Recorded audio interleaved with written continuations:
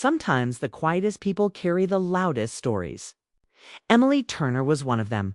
From the outside, she seemed perfectly fine.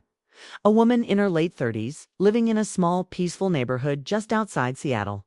She worked at the local library, always smiling politely at visitors, always saying, "Have a wonderful day," in that calm, gentle tone people came to expect from her. But when the doors closed and the lights dimmed, Emily's world went silent. Her apartment was neat, warm, and full of soft yellow light, but it always felt a little too empty. She'd make tea for one, set the cup on the same wooden table, and stare out the window at the rain that never seemed to stop. It wasn't that she disliked being alone.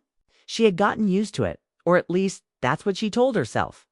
But deep down, she missed the sound of another voice in the room. She missed being asked how her day was. She missed the feeling of being seen, really seen, by someone who cared. Her friends thought she was doing great. They admired her strength after her divorce 3 years ago, the way she rebuilt her life, the way she never spoke badly about her past. But they didn't see the nights she sat on the couch, flipping through old photo albums, quietly asking herself where it all went wrong. It was on one of those quiet nights that the story began. Not with something big or dramatic, but with something simple. Dinner. Emily had grown tired of cooking for one. She often ordered from a small local cafe down the street. And it was always the same delivery driver who showed up at her door, Ryan. A young man in his 20s, polite, soft-spoken, and always a little awkward when he smiled at first. She barely noticed him.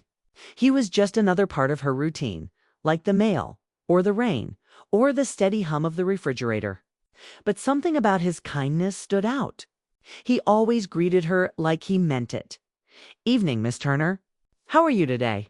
he'd ask. And though her answer was always the same, "I'm fine. Thank you." Part of her wanted to say more. She didn't know why. But there was something comforting about the way he looked her in the eye when he spoke, or the way he didn't rush off right away, even when it was raining. He always seemed to notice the little things, the book she was reading, the faint music playing in the background, the watercolor painting on her wall. Once, he said, "That's a beautiful painting. Did you make it?" She hesitated, then nodded. "Just a hobby." He smiled. "It's more than that. It looks like peace." That simple sentence lingered long after he left. It wasn't a compliment meant to flatter. It felt honest, unfiltered. And for a moment, Emily realized how long it had been since anyone saw her that way. Not as a customer, not as a librarian, not as someone who seemed fine, but as a person who still had a spark of something inside her. That night, she sat by the window again, watching the city lights blur through the drizzle. She told herself it was silly to think about him. He was just a kind delivery man doing his job. But her mind didn't listen, because loneliness doesn't always look like tears or sadness. Sometimes it looks like a woman smiling politely while quietly hoping that someone, anyone, might notice the story she's not telling. And though she didn't know it yet, someone already had.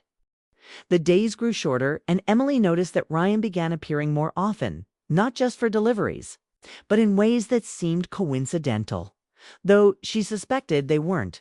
Sometimes she would see him jogging past her apartment in the early morning, a gentle wave exchanged across the street. Other times he would linger at the library, quietly asking if she needed help with the new book arrivals.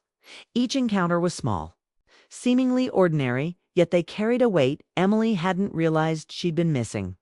She remembered the afternoons before her divorce, when she would sit in coffee shops with friends, laughing at silly jokes and sharing dreams she had never dared to voice. Those days had seemed endless then, full of hope and warmth.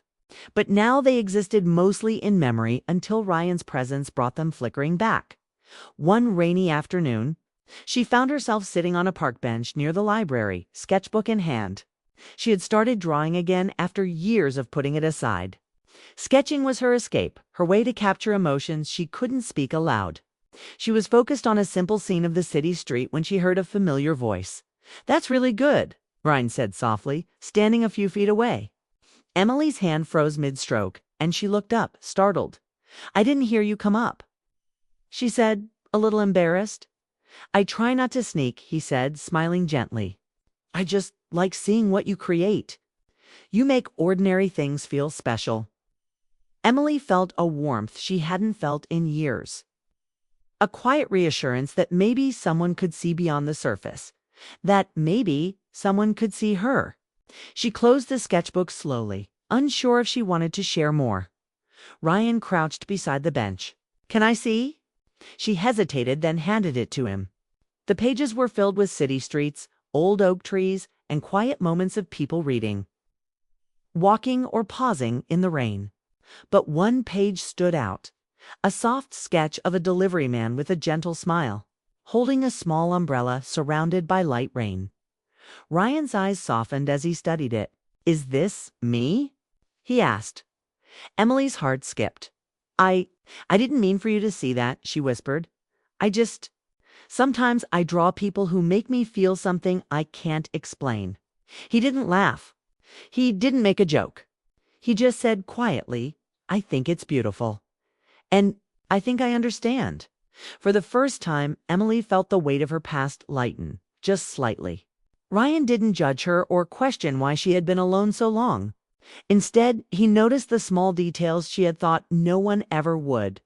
The way she captured light in a sketch, the quiet patience in her voice, the careful way she arranged flowers in a vase, and as they sat together in the soft drizzle, talking about the past, about childhood memories, and the small regrets that seemed to follow everyone, Emily realized something remarkable. Her heart, long closed, had begun to remember how to hope again.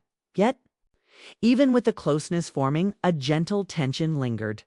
She had built walls for a reason. A lifetime of small disappointments and a major heartbreak had taught her to be careful.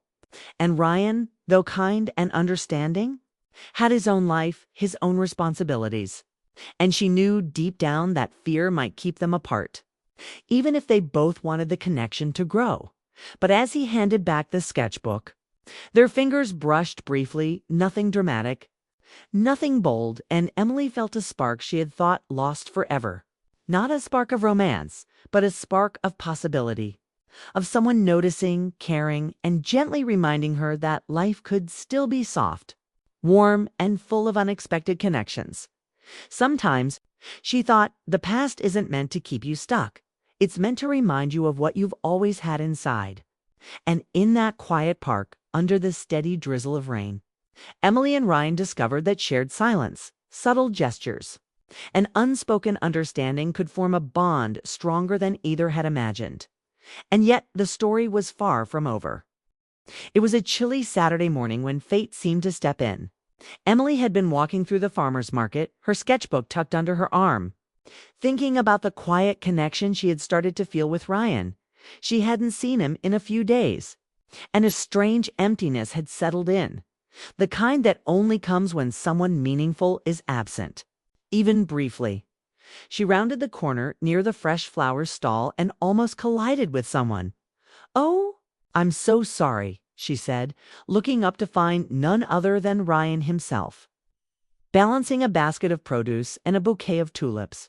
"No harm done," he said, a smile lighting up his face. "Looks like we both had the same idea. The best apples in town." They laughed, and in that shared laughter, something shifted.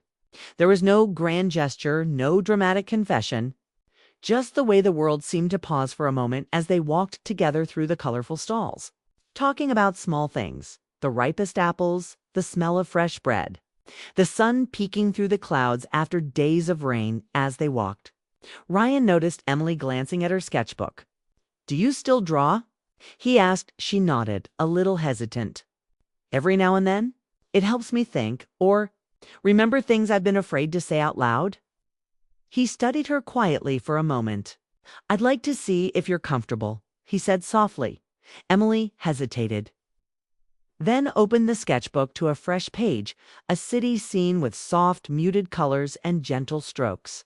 In the corner, she had drawn a small figure standing under an umbrella, smiling quietly at a passerby. It wasn't a perfect likeness, but it captured a warmth and familiarity that made Ryan's chest tighten. "That is incredible," he said, his voice barely above a whisper. "You have a gift."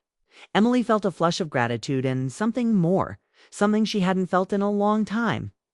A flutter of hope. It's a quiet thrill that maybe she didn't have to navigate life alone anymore. They wandered further into the market, sharing small details about their days, their memories, their dreams. Ryan mentioned a little cafe he used to visit with his grandfather, and Emily told him about a library she loved as a child, where she used to hide behind stacks of books and imagine other worlds. It was in these shared memories that the invisible threads between them grew stronger. They were ordinary stories, quiet recollections, but in each one there was understanding, empathy, and a subtle, undeniable connection. Emily realized that for the first time in years, she could speak freely, laugh fully, and feel seen. Then, as if on cue, a sudden rain shower forced them under a small awning. They laughed at their shared misfortune, their eyes meeting in a moment of unspoken understanding. Emily's sketchbook slipped from her arm, and Ryan caught it before it hit the wet pavement. "See? Sometimes these little mishaps remind us of what matters," he said gently, handing it back to her. Their fingers brushed briefly, a light, fleeting touch, and yet it carried a weight of reassurance, comfort, and quiet affection. In that moment, Emily realized something profound. Life had a way of circling back, of reconnecting people in the smallest, most ordinary ways, through a chance meeting, a shared laugh, a simple act of kindness. And sometimes those small events had the power to change everything as the rain eased and the market began to clear. Emily and Ryan walked side by side, both aware of the invisible bridge that had formed between them. It was fragile, new, and completely unexpected, but it was real. And for the first time in a long while, Emily allowed herself to imagine a future that included hope, connection, and the quiet joy of being truly seen. Because sometimes, all it takes is one small moment for life to remind you that change isn't just possible, it's already begun.